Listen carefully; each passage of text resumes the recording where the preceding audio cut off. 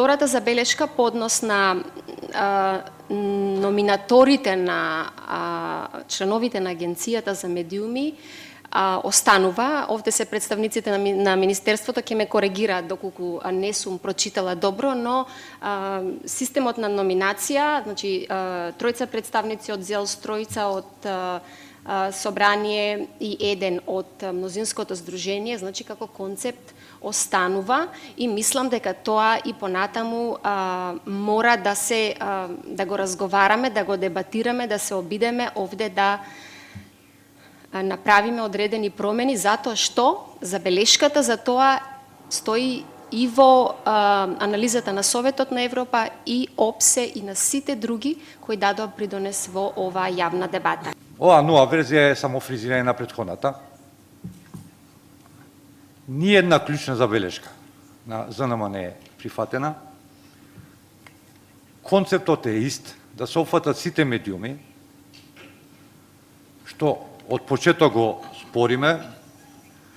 Иначе немаше потреба многу детално да читате, само почитате го насловот, ќе ви биде јасно дека ништо не промениле, затоа што и ние таму поднесовме амандман да се смени насловот и да гласи само за као закон за аудиовизуални медиумски услуги. Така да, ова се нашите првични оценки, немојте да очекувате да имаме многу подетални, меѓутоа она што беше и претходно кажано, во нашите забелешки остануваат.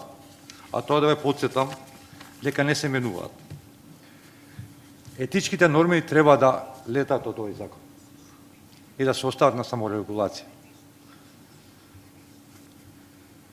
Законот не треба да се меша во внатрешните односи.